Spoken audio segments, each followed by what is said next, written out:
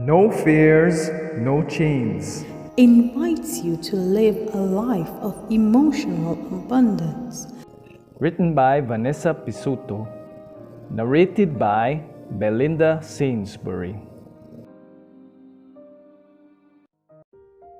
Good morning, dear friends. Today, January 10th, our devotion is entitled On Learning. Our scripture reading is from 1 Corinthians chapter 13, verse 11. When I was a child, I spoke as a child. I understood as a child. I thought as a child. But when I became a man, I put away childish things. I'm learning to drive again. Here in the United Kingdom, everyone drives on the other side of the road. Shifting gears with my left hand feels very strange to me because I am right-handed. The important thing I tell myself after every class is to be patient until my brain unlearns. Unlearning can be quite challenging. When Nicolaus Copernicus, the famous Polish astronomer, published his theory, it revolutionized what scientists and theologians believe in this day.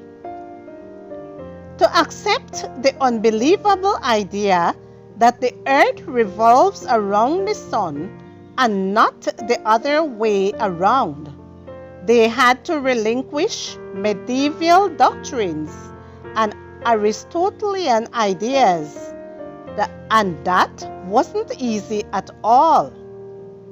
In fact, years later, when Galilei used Copernicus's theory to show how the planets moved, the Inquisition condemned him as a heretic. Inquisition theologians took poetic phrases such as "the sun also rises" and "the sun goes down" to mean that the sun was what revolved around the earth.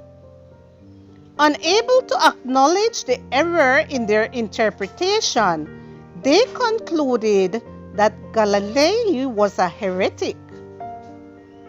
It's tempting to believe that when we read the Bible without cultural filters, but in my own experience, it's only when we expose ourselves to another culture that we realize how conditioned we are to our own. Years ago, I visited Cusco Cathedral in Peru. Our guide showed us a painting of the Last Supper and asked us, "Who recognizes what the disciples are eating?" When we got tired of guessing, he told us they were eating koi and drinking chicha, typical Peruvian fare. But that wasn't all. Marcos Zapata, the artist, portrayed Judas's face as the face of Pizarro, the greedy Spanish conqueror who murdered Atahualpa. Marcos Zapata painted a Peruvian Last Supper. There's a similar painting within each of us. The historical, social, and cultural context in which we live distorts the portrait of Jesus that we paint on the canvas of our heart.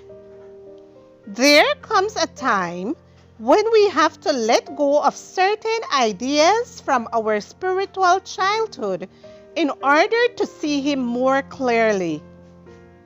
That's precisely what the disciples did on their way to Emmaus. When they relinquished their idea of Jesus as a temporal king who would defeat the Roman Empire, they were able to recognize him as the King of Kings. Dear Jesus, I want to walk to Emmaus with you so that you can set me free from wrongful cultural conditionings. I am willing to give up whatever is necessary to see you face to face. When I was a child, I spoke as a child. I understood as a child. I thought as a child. But when I became a man, I put away childish things. 1 Corinthians 13, verse 11.